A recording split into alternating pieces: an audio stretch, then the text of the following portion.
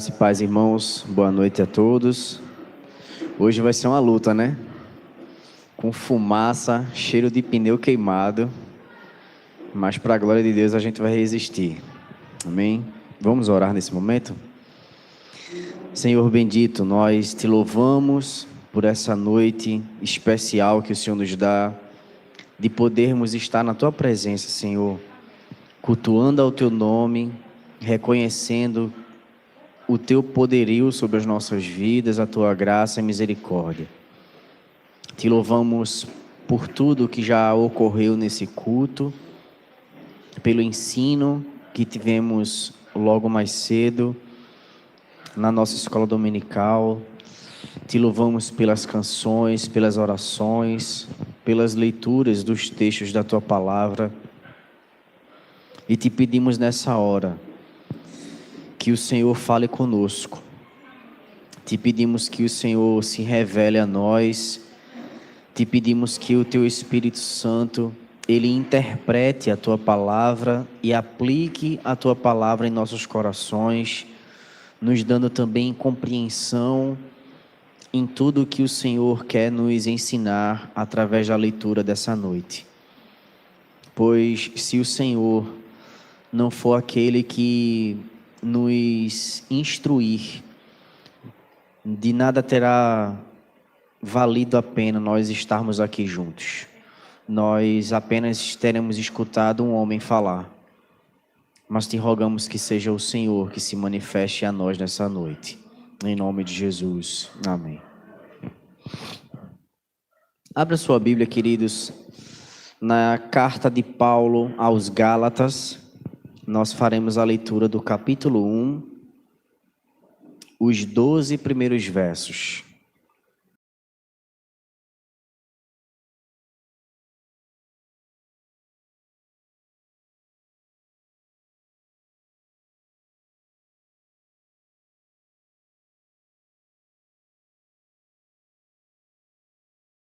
Livro dos Gálatas, capítulo 1, do verso 1 ao verso 12.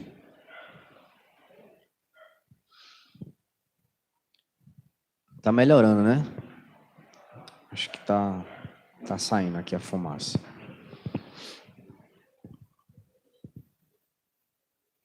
Meus irmãos, essa carta foi escrita pelo apóstolo Paulo. É unânime o reconhecimento da autoria dessa carta. Não há nenhuma dificuldade entre os estudiosos em afirmar que o apóstolo Paulo foi quem escreveu essa carta. No entanto, há algumas hipóteses de que ele recebeu ajuda na escrita da carta, uma vez que há algumas evidências de que ele sofria de algum problema de visão. E talvez por isso alguns defendem a ideia de que Paulo ele recebeu o auxílio para que essa carta pudesse ter sido escrita. E diferente do que muitos acreditam, a carta de Paulo escrita aos Gálatas não foi escrita para uma igreja, mas foi escrita para várias igrejas dessa redondeza que se chamava Galácia. A Galácia havia algumas cidades importantes, as quais Paulo, juntamente com Barnabé, em sua primeira viagem missionária, plantou diversas igrejas nessa região da Galácia, a saber, na cidade de Antioquia da Cilícia, de Icônio, Listra e Derbe. Isso está descrito no capítulo 13 de Atos, quando a igreja estava reunida, orando e jejuando, e o Espírito Santo intervém naquele momento, pedindo para que tanto Paulo quanto Barnabé eles fossem separados para uma obra que o próprio Deus havia reservado para eles. Então eles se despedem dos irmãos, recebendo a imposição de mãos, e eles seguem a direção do Espírito Santo. O Espírito Santo os dirige para todas essas cidades a qual eu mencionei. E ao longo dessa viagem missionária, tanto Paulo quanto Barnabé receberam também o auxílio de João Marcos, que era sobrinho de Barnabé, porém, na ida para Perges, ele retorna, não acompanha não acompanha Barnabé e não acompanha Paulo, mas isso não impede que Barnabé e Paulo ele continue a viagem missionária deles, o que resultou na visitação e na plantação de igrejas em Derbe, Listra, Icônio e Antioquia da Cilícia. Essa carta ela tem um teor muito pesado, e no decorrer da leitura do texto, os irmãos vão perceber que Paulo ele escreve essa carta com um sentimento totalmente diferente de quaisquer de outras cartas que ele já tinha escrito, seja para Éfeso, seja para Corinto, seja para Filipos, Tessalônica, Colossenses. Mas a carta especificamente a Gálatas, Paulo, ele tem um sentimento de raiva e de decepção.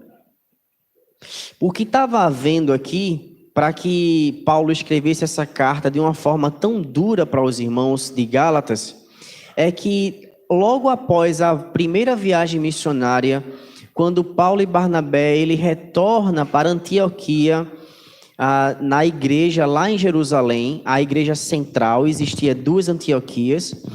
Quando Paulo e Barnabé retornam para a igreja em Jerusalém, os judaizantes, que eram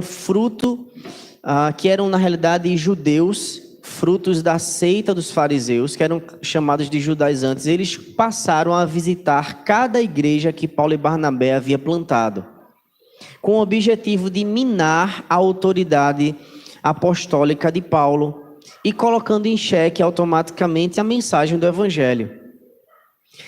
E visto que esse grupo de irmãos, ou melhor, esse grupo de pessoas dos judaizantes eram judeus, eles tinham como característica a preservação da lei. Embora eles tivessem aceitado o evangelho de Cristo, a salvação por meio de Cristo, eles também consideravam importante a guarda da lei para que de fato houvesse a salvação da alma. Então eles defendiam que os judeus eles precisavam ser circuncidados, eles defendiam que os judeus precisavam guardar as leis cerimoniais, as festas santas. E quando Paulo ele fica sabendo disso, ele escreve essa carta aos Gálatas e muito revoltado. Então ele escreve essa carta primeiro para defender o seu apostolado e também para defender o evangelho do Senhor Jesus e para preservar com que aqueles irmãos ele incorressem no erro de seguir de fato aquele ensino que estava sendo trazido pelos judaizantes. Então nós vamos ver aqui, esse é o pano de fundo. Eu vou procurar ser breve, até para que a gente não morra sufocado aqui com cheiro de pneu, né?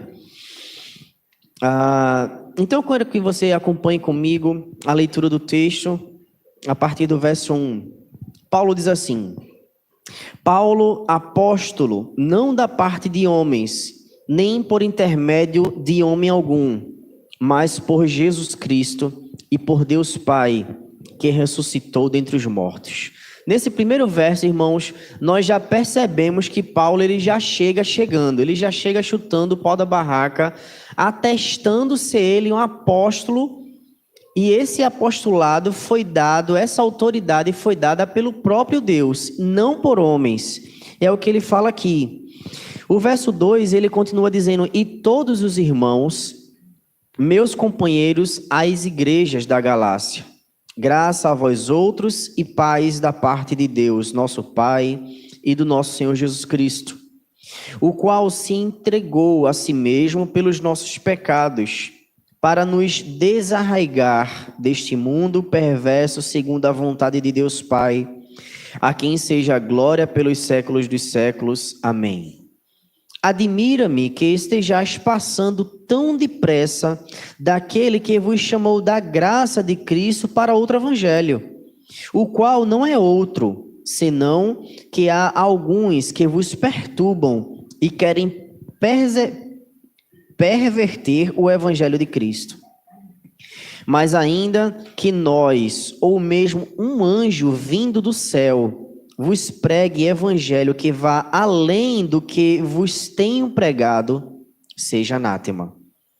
Assim, como já dissemos, e agora repito, se alguém vos pregar evangelho que vá além daquele que recebestes, seja anátema. Porventura procuro eu agora o favor dos homens ou de Deus? Ou procuro agradar a homens? Se agradasse ainda a homens, não seria servo de Cristo. Faço-vos, porém, saber, irmãos, que o evangelho por mim anunciado não é segundo homens, porque eu não o recebi, nem o aprendi de homens algum, mas mediante a revelação de Jesus Cristo. Então, nós percebemos aqui o peso das palavras de Paulo. O apóstolo Paulo, ele não é sensível nem cuidadoso nas suas colocações. Ele chega mostrando para aqueles irmãos a sua decepção pelo fato deles tão rapidamente, após terem sido alcançados pela graça de Deus, em tão curto espaço de tempo, eles terem mudado e aceitado uma outra mensagem que não era um verdadeiro evangelho de Cristo, mas era um outro evangelho. E a expressão outro evangelho, Paulo não está dizendo que de fato existe um outro evangelho. Obviamente só existe um evangelho. O que Paulo quer falar com outro evangelho é que essa nova mensagem que estava sendo inserida era totalmente divergente com a mensagem da cruz. A mensagem que Paulo havia trazido para aqueles irmãos. O centro da mensagem do evangelho é a cruz de Cristo.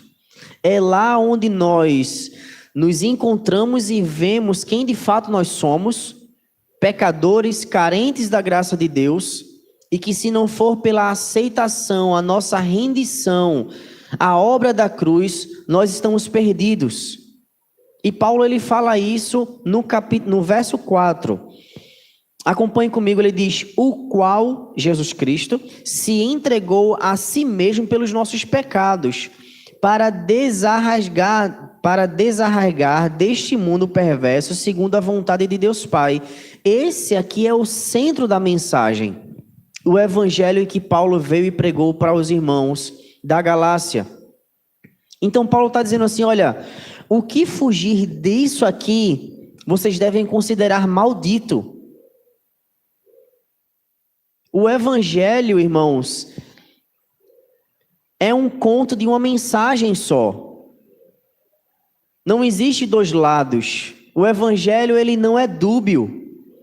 O evangelho, ele é apenas uma mensagem. É Cristo morrendo na cruz para perdoar pecadores que não merecem a sua graça. E Paulo vai dizer aqui uma afirmação de que é Cristo quem vem ao nosso encontro. Ele se ofereceu voluntariamente. Não foram os judeus que mataram Jesus. Não foi Herodes que matou Jesus. Mas o próprio Jesus, ele se entregou voluntariamente. No lugar de pecadores, imerecedores da sua graça e do seu favor, indignos da sua ação graciosa e misericordiosa naquela cruz. Essa é a beleza do evangelho, queridos. E Paulo está abrindo os olhos daqueles irmãos, dizendo assim, como é que vocês conseguem virar as costas para uma mensagem graciosa e amorosa, para querer reviver um jugo da lei, um cumprimento de regras?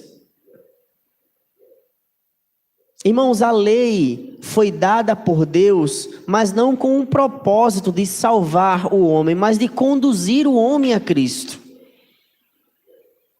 Em Romanos, capítulo 3, a partir do verso 9, Paulo vai dizer que a lei, para os que vivem da lei, a lei diz que todo homem deve se calar perante Deus, porque todos eles são culpados. Porque ninguém pode se justificar por meio do cumprimento da lei. A lei não tem o propósito, o objetivo de absolver a culpa do homem, muito pelo contrário. A lei ela vem para apontar a nossa necessidade de um Salvador, alguém que nos substitua no cumprimento dessa lei. E muitas vezes, queridos, os próprios fariseus legalistas não suportavam o peso da lei. Nem eles próprios conseguiam cumprir a lei. E Paulo fica surpreso com a velocidade com que aqueles irmãos que receberam o evangelho da graça abriram mão para simplesmente voltar a um jugo, a uma vida religiosa escravizante. Aqui em Gálatas, no capítulo 3, no verso 24, Paulo vai dizer que a lei tem uma outra característica, que é a característica de aio. Ou seja, é de tutor, daquele que vem para conduzir para levar a. Então a lei ela tem esse papel de mostrar para nós que nós não temos condições alguma de cumpri-la, mas ela nos conduz a Cristo. Ela nos leva a Cristo. Ela aponta a nossa fragilidade, ela aponta a nossa necessidade de um Salvador, mas ela nunca absorverá a nossa culpa. Eu tenho uma ilustração que eu gosto muito, que eu sempre uso na sala das crianças para explicar a salvação pela graça. E não tem como falar de graça sem falar de condenação. Não tem como falar de perdão sem falar de culpa. Aquele que é perdoado porque fez algo de errado. E muitas vezes nós temos o hábito ou o costume equivocado de, ao evangelizar alguém, dizer Jesus te ama. Na realidade, irmãos, Jesus não ama. Jesus, ele ama a sua igreja. E foi por ela que ele morreu e ressuscitou. Jesus não ama o mundo. Jesus não morreu pelo mundo. Jesus morreu pelo seu povo exclusivo, a quem Deus o reservou na eternidade, pela sua soberana graça. Mas ao falar de salvação, é importante reconhecermos e entendermos por que nós estamos sendo perdoados. Por que Jesus morreu para nos perdoar? Perdoar de quê? Essa é a pergunta que muitas vezes as pessoas não refletem. E para explicar isso às crianças, eu tenho uma ilustração muito alegórica, que é o seguinte. Imagine você que tem uma criança e aí você faz um pedido a ela que você sabe que ela não vai conseguir cumprir. Você tem plena convicção disso. E ao fazer esse pedido, no final, sabendo que ela não vai conseguir cumprir, você ainda pune ela. Então vou dar um exemplo aqui. Você pede para que o seu filho vá na cozinha e traga a geladeira para você. É óbvio que ele não vai conseguir. E ao chegar lá, ele vai dizer assim: mamãe, papai, eu não consegui trazer a geladeira. E você diz assim: então você está de castigo. Isso é justo ou não, irmãos? Responda aí, é justo?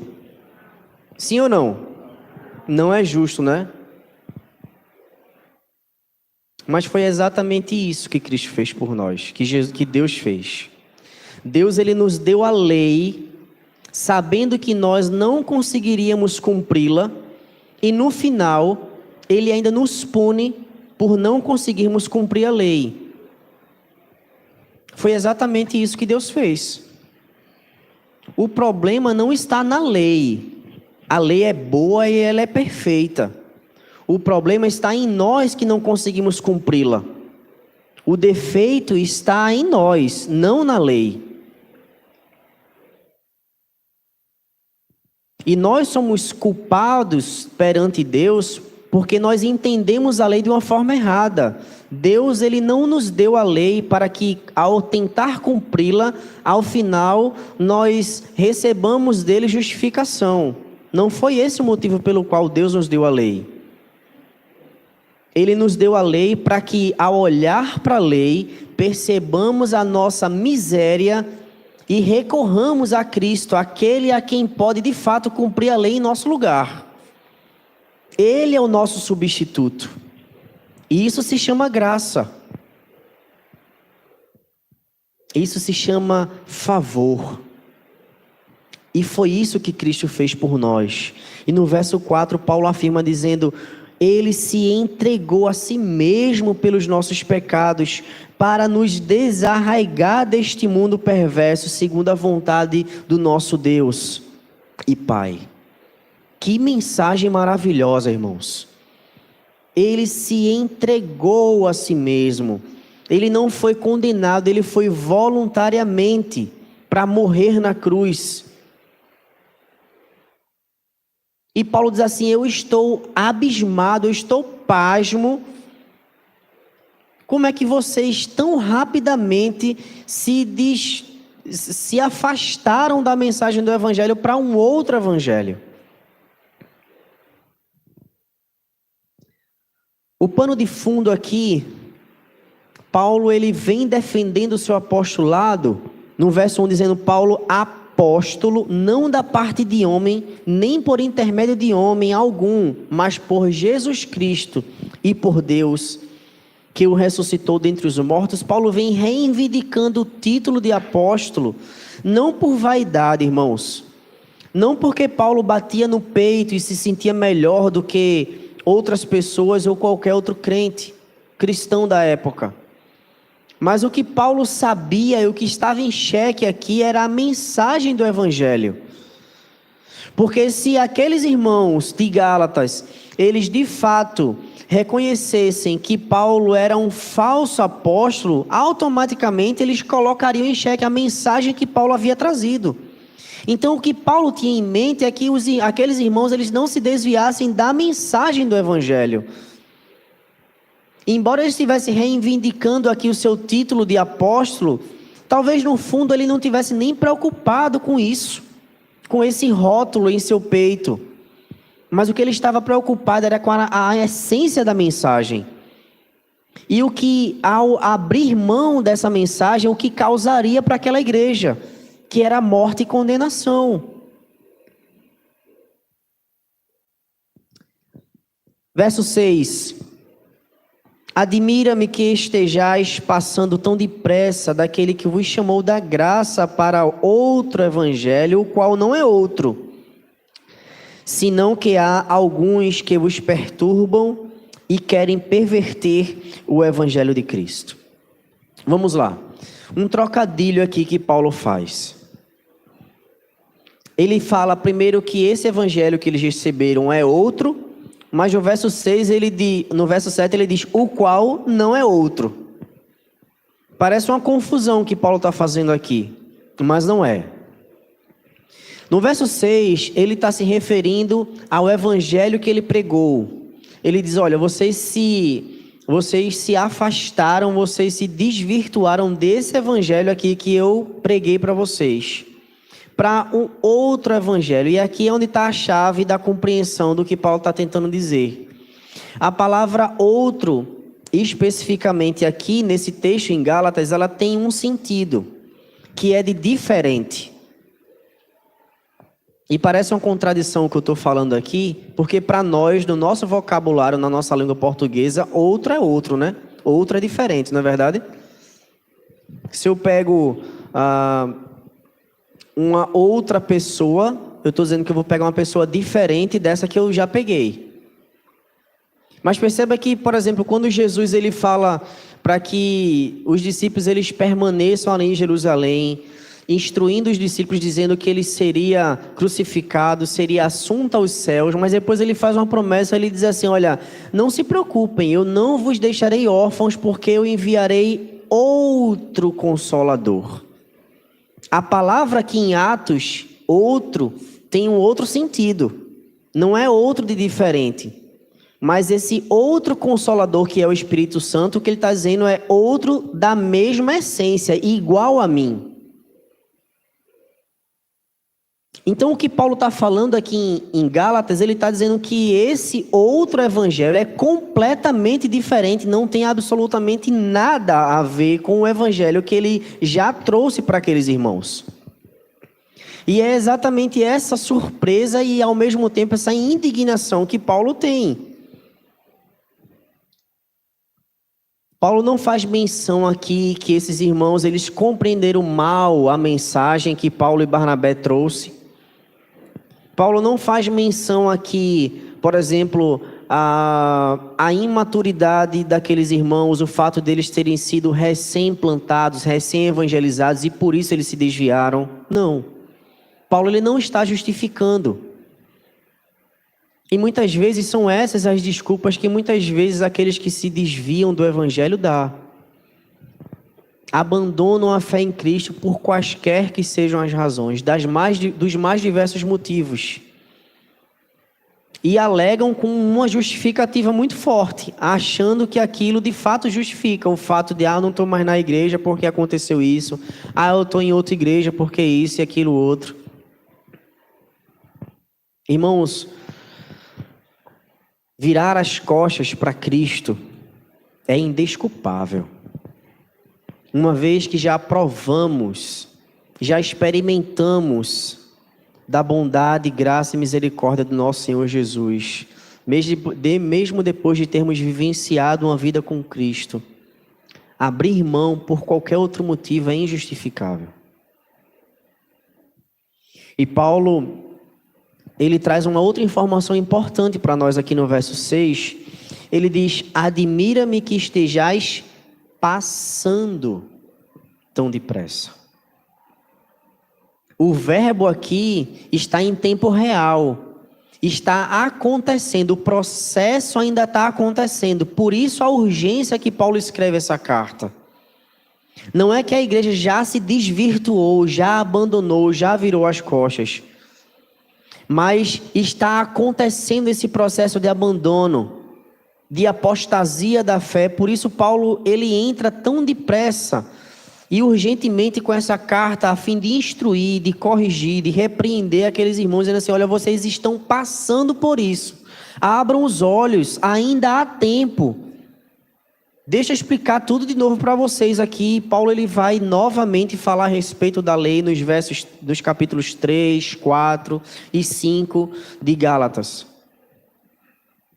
Ele vai fazer uma reevangelização, ele vai explicar tudo novamente, ele vai ser mais intenso, mais profundo e mais duro, para que aquele processo de apostasia ele cesse. Vocês ainda estão passando por isso. Eu estou admirado, mas ainda há tempo. Irmãos, e quantas vezes nós já nos confrontamos com situações onde muitas vezes a nossa fé quer esmorecer? Ou talvez você conheça alguém que está nesse processo, triste, cabisbaixo, desgostoso com Cristo. Ainda que sem razão, mas está desgostoso com Cristo, querendo sair da igreja. E muitas vezes nós não somos imediatos para intervir na vida daquele irmão. A preocupação que nós devemos ter um com os outros deve ter essa mesma preocupação de amor que Paulo tinha com os irmãos de Gálatas. Ao perceber que aqueles irmãos estavam pensando, cogitando, namorando com a ideia de querer se abster daquela primeira mensagem que é o verdadeiro evangelho, Paulo diz assim: calma que eu preciso intervir aqui. Vocês estão passando por isso, mas calma, eu estou aqui. Vamos rever aqui. Deixa eu explicar de novo para vocês, talvez vocês não tenham entendido. E é assim que devemos agir um com os outros, irmãos. Cuidadosos, nos autopastoreando. O pastoreio deve ser mútuo. O pastoreio não deve partir apenas do púlpito.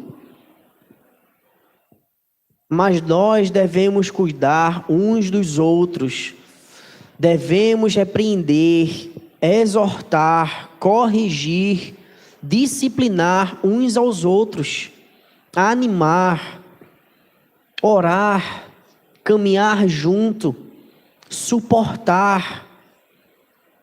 Isso é pastoreio.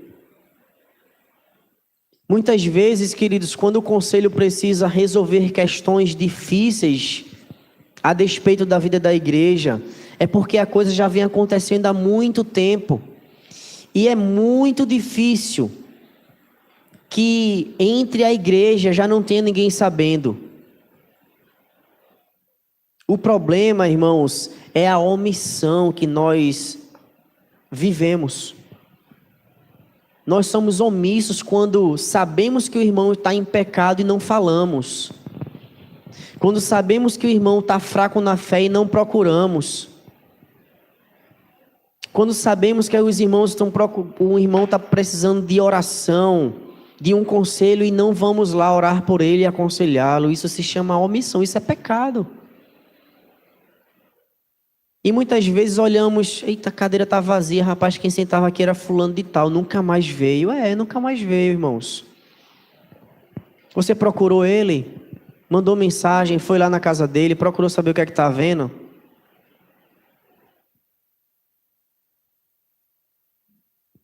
Muitas vezes é assim que acontece nas nossas vidas. Ou quando chegamos na posição de ter que dar alguma notícia desagradável aos irmãos a respeito de alguma situação que aconteceu.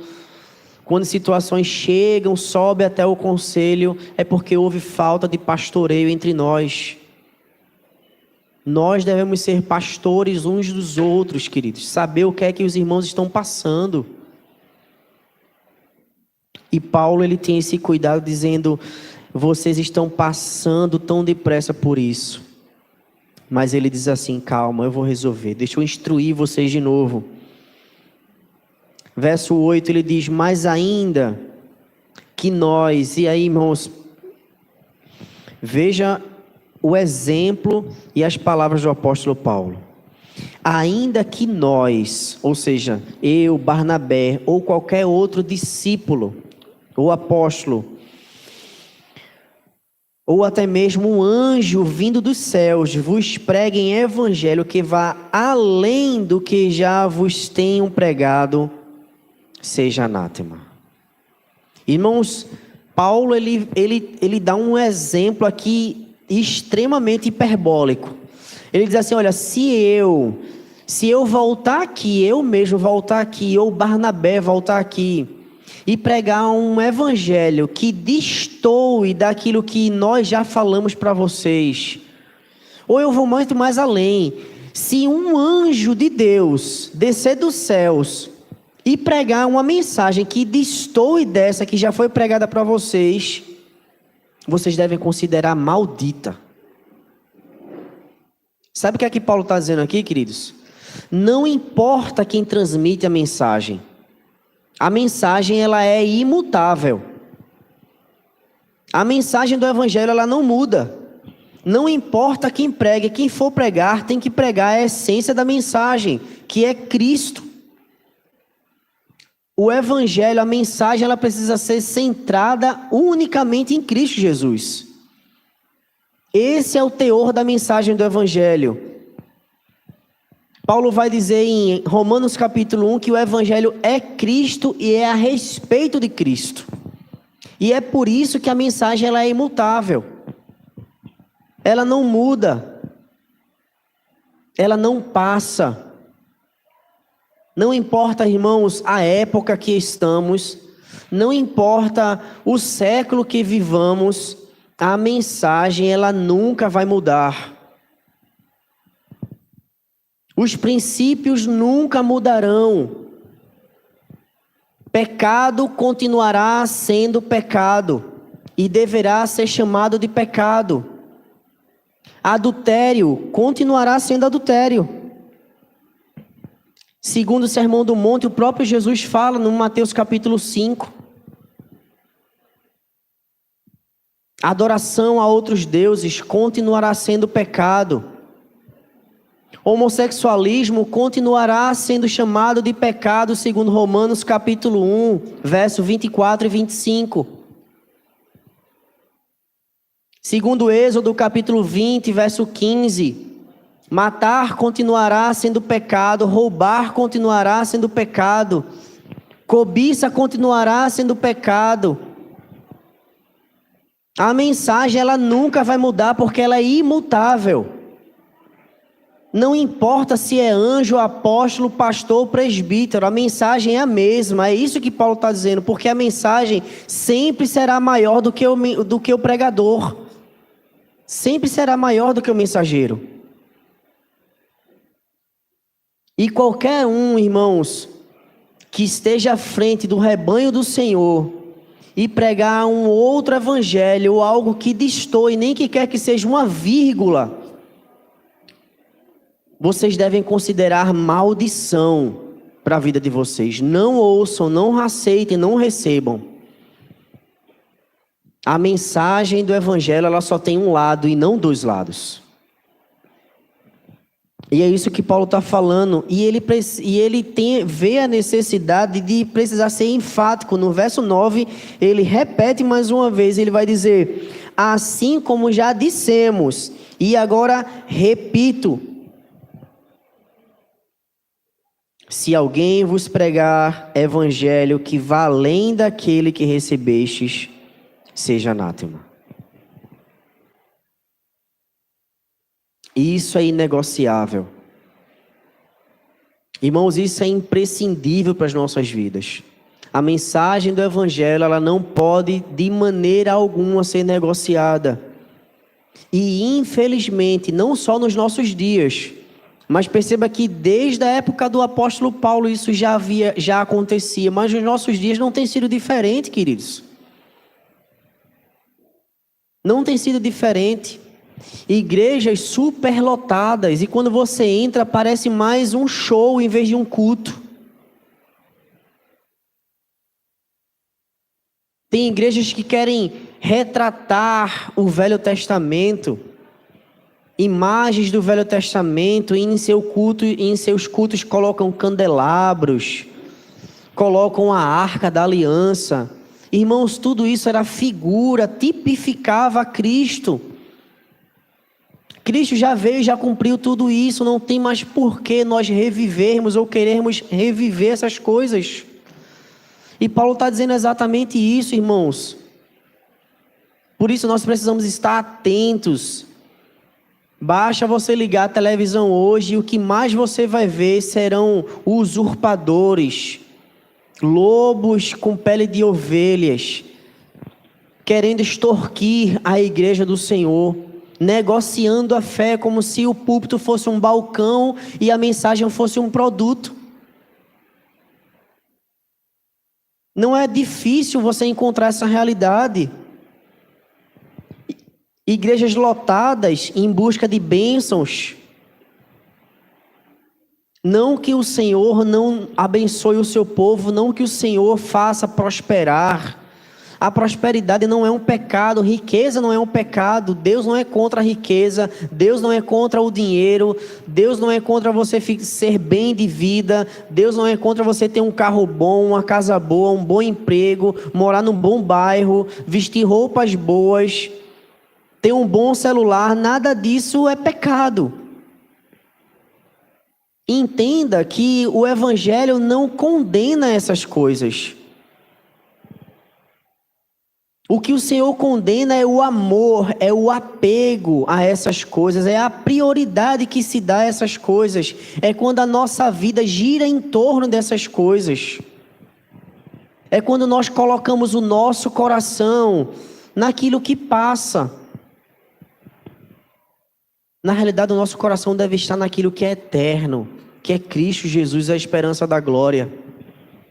Lá é onde deve estar o nosso coração. Os prazeres dessa vida, queridos, eles passarão. E passarão rápido. Não se engane. Jesus disse para o jovem rico louco: essa noite pedirão a tua alma aí que tu tens guardado. condenando o amor, o apego às riquezas. E é isso que temos vivido nos nossos dias. Infelizmente, tem sido pregado outro evangelho, que não é o evangelho da esperança da salvação. Infelizmente, algumas igrejas, elas têm priorizado o balcão do comércio da fé, ao invés de se importar com a mensagem que salva a vida. Lutero, ele combateu isso lá dentro da igreja. Ele bateu de frente com o sistema. Quando ele via o comércio da fé, ele disse: não, a justificação é pela graça, é pela fé em Cristo. Até que ele não aguentou mais, não suportou mais a mentira em que a igreja na sua época vivia. E ele resolveu sair. E ali ele travou uma luta que dura até hoje. O protesto à verdadeira fé. A fim de que a igreja se reformasse e voltasse à essência da mensagem, que é Cristo, que salva. E a igreja pregava que as indulgências era que salvava. E quando você ouvia o som da moedinha caindo no fundo do gasofilaço, era uma alma que saía do purgatório. Lutero disse: não, está errado. A Bíblia não fala isso. A Bíblia fala que Cristo se entregou a si mesmo para perdoar os nossos pecados.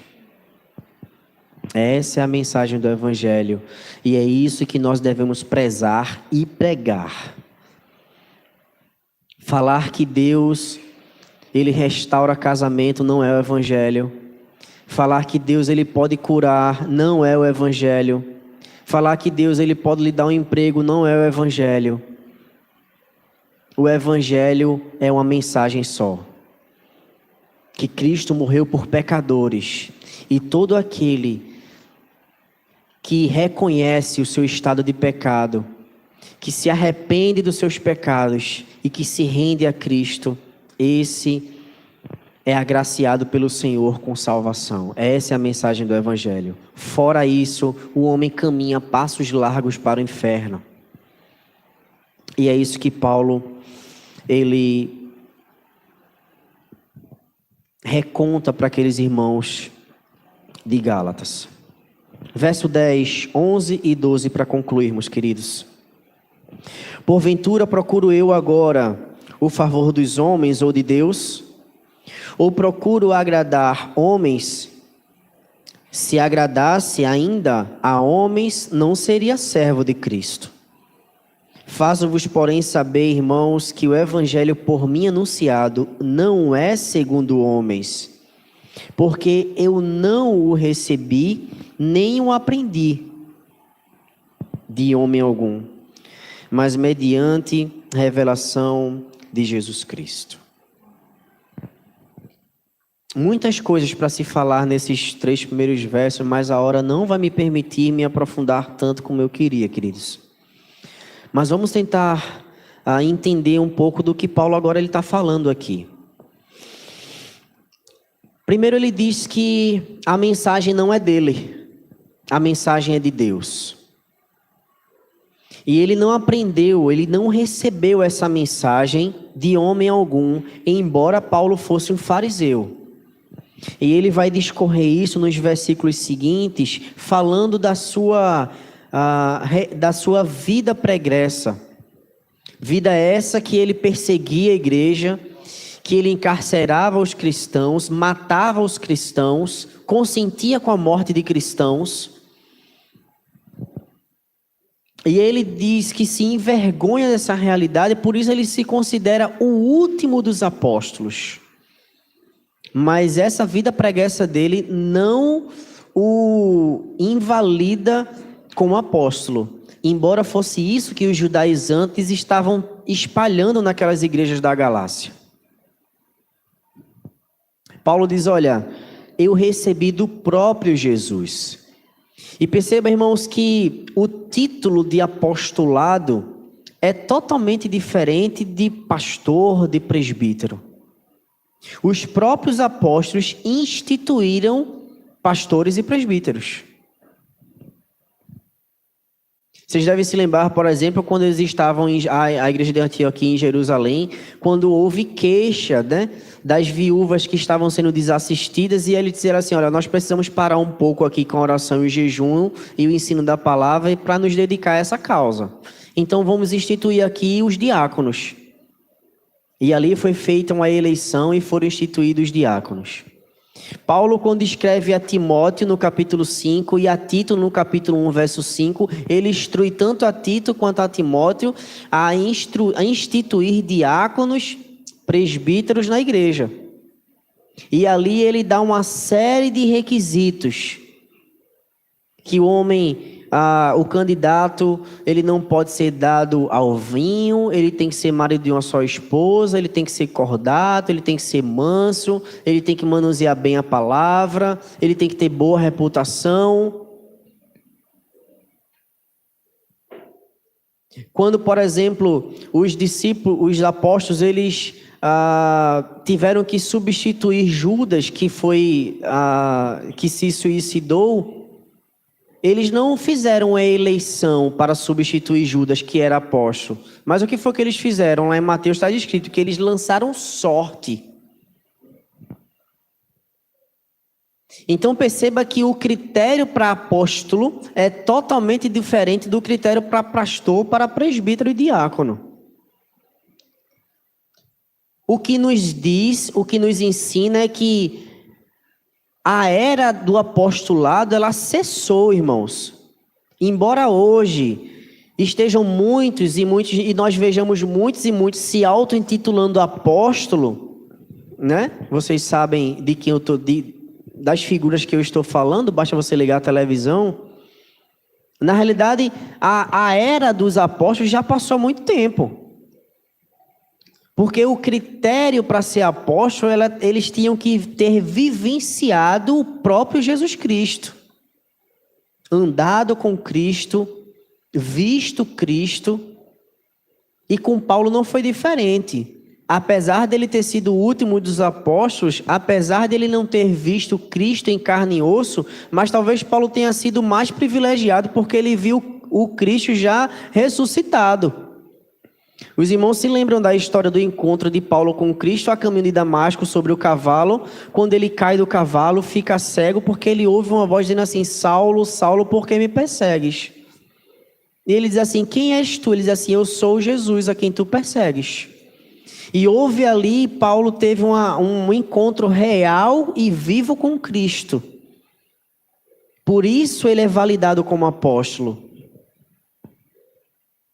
Mas a era dos apóstolos já passaram. Hoje, embora muitos estejam reivindicando esse título, mas os que reivindicam esse título não querem viver a mesma vida que os apóstolos aqui de Cristo viviam. Que eram perseguidos, que eram apedrejados, que eram rejeitados, que eram chicoteados, que passavam por necessidades, que não tinham de reclinar a cabeça.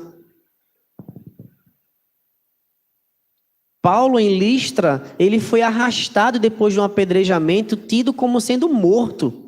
E por uma obra milagrosa do próprio Senhor Jesus, ele permaneceu vivo e continuou pregando o evangelho. Mas os que se auto-intitulam apóstolos não querem viver essa realidade hoje. Querem viver em seus templos luxuosos, gigantescos, a custas dos dízimos e das ofertas que estão sendo roubadas dos fiéis, infelizmente. Não tem outra palavra. E Paulo ele vem aqui condenando esses judaizantes que querem colocar em xeque a sua autoridade e a mensagem da cruz. Tomemos cuidado, irmãos. O evangelho é maior do que os falsos mestres. O evangelho é maior do que o mensageiro. a mensagem do Evangelho, ela sobrepuja qualquer um que a transmita. E não importa o tempo que passar, os tempos se passarão, as épocas se passarão, mas a palavra do Senhor, ela permanecerá para a glória dele. E que nós estejamos firmes nessa mensagem, que nós nos mantenhamos vigorosos na presença do Senhor. Porque nós não estamos distantes da realidade de darmos as costas para Cristo.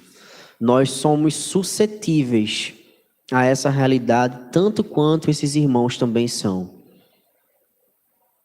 Se nós estamos na presença do Senhor, é porque Ele tem nos sustentado com a sua graça. Por isso que a nossa teologia, ela defende a perseverança dos santos. Na realidade, deveria ser a perseverança do Espírito Santo, né? Porque é Ele que persevera por nós. Porque se depender das nossas próprias forças, da nossa fidelidade a Ele, nós já teríamos pulado do barco há muito tempo. Mas nós dependemos inteiramente da graça do Senhor. Irmãos, que essa palavra, ela fique em nossos corações, para que nós possamos vivenciá-la, defender o Evangelho de Cristo. Nós somos o baluarte da verdade, nós somos as cartas vivas do Senhor, e somos nós que temos a verdadeira mensagem da cruz em nossas mãos. Deus, Ele quer continuar usando a sua igreja, para que mais vidas sejam alcançadas por essa mensagem, por esse Evangelho. E não ver com que outro Evangelho corroa a sua igreja de dentro para fora. Que o Espírito Santo do Senhor nos guarde dessa realidade em nome de Jesus. Feche seus olhos, vamos orar nesse momento. Querido Senhor, que o Senhor tenha misericórdia de cada um de nós. Nós não somos super crentes. Nós não conseguimos caminhar de pé sem a Tua graça.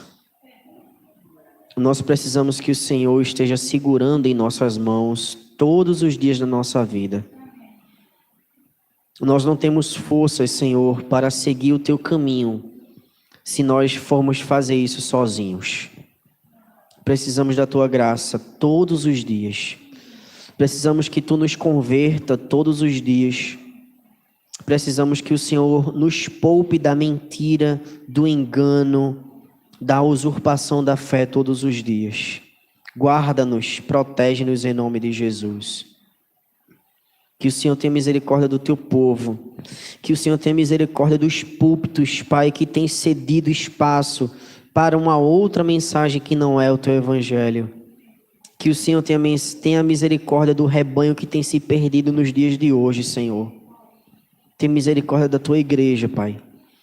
Não permita com que Satanás ele tenha vitória sobre o Teu povo.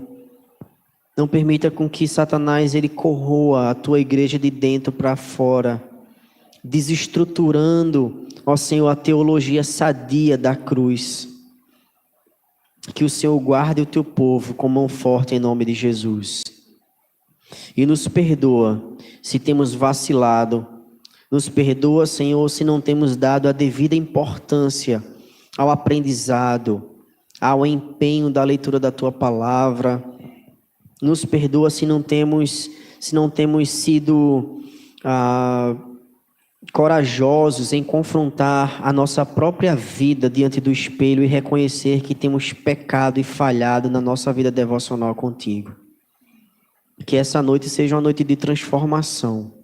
Que essa noite seja uma noite de decisão em viver uma vida diferente, em viver uma vida mais dedicada aos Teus pés. Seja no Teu serviço, seja no relacionamento contigo mais profundo. Que não seja apenas a letra de uma canção que cantamos aqui nos domingos, mas que seja vivida por cada um de nós, para a glória do Teu nome. Receber a bênção. Que o Senhor te abençoe e te guarde. Que o Senhor faça resplandecer o rosto sobre ti e tenha misericórdia de ti. Que o Senhor sobre ti levante o rosto e te dê a paz para a glória dele. Amém.